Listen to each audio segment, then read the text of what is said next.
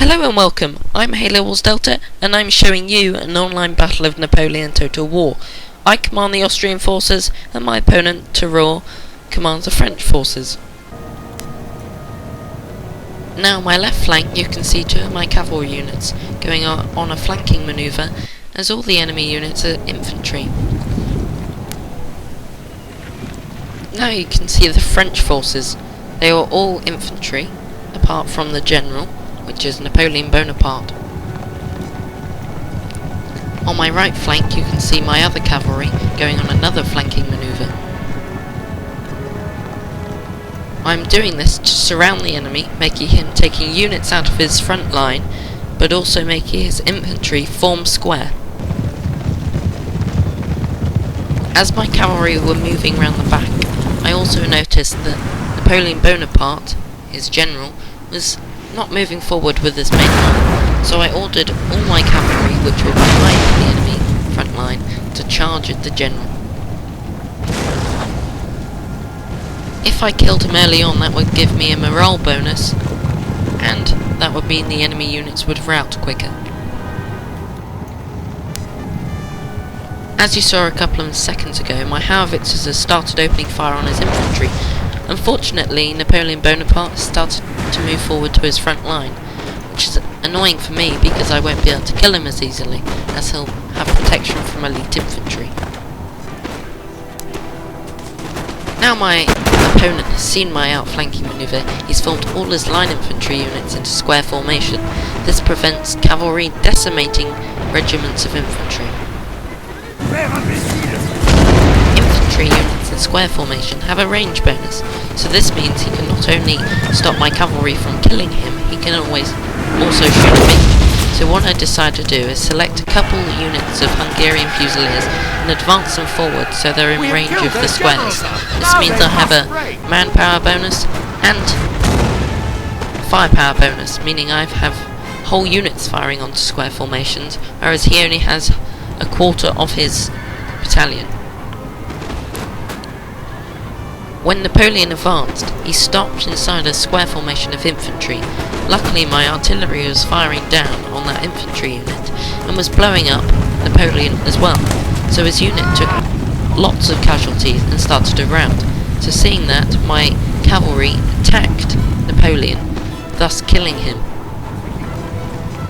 Now the good thing about having cavalry near infantry, the enemy infantry will form square, but also when you have artillery they can be firing into the square, but then you have your advancing line infantry firing into the square, so when the infantry rout you can have your cavalry charge into the enemy routing infantry, making them shattered so they can't come back into the battle. Now you can see the Dutch Grenadier unit being heavily bombarded by musket fire. I have two units in a half triangular formation, so they have double fire firing into one unit, so this square is really a massacre. But I don't just have this movement on the right flank, I also have it on the left flank, as the middle of the French forces are broken, so I can now push forth in a wheel formation with two extra units on each side. My opponent is starting to get clever now. He's formed three old guards on his left flank, one which is in square and the other two which are in line, one protecting from cavalry and the other two stopping my line infantry massacring his army. Also, as they're elite units, they will hold 3 or 4 units of normal line infantry and 3 units of cavalry, so really he has the advantage on his right flank if he uses them properly. So my opponent's right flank and his middle is basically broken. Now he only has his left flank where he has mostly elite units, a guard seaman, Dutch Grenadier unit and 3 units of old guard. Now my left flank has been cleared of enemy, I can use all my units on my left flank, wheel them round and use them to decimate the right flank, as I haven't actually lost a unit in this battle so far. All I'm doing at the moment is targeting all the squares with my one artillery unit, having my cavalry sit around waiting for the infantry to break square. But if the enemy infantry stay in square, I'm using my line infantry to have a pincer movement onto the enemy square, just firing volley after volley until they rout and break, for my cavalry to charge in to make them shattered, which, if you keep doing this, you'll claim victory. So the remaining units of his elite force have started a rout. At this point he only has one unit of old guard left. The others have all fled for breaking square or being massacred by my volleys.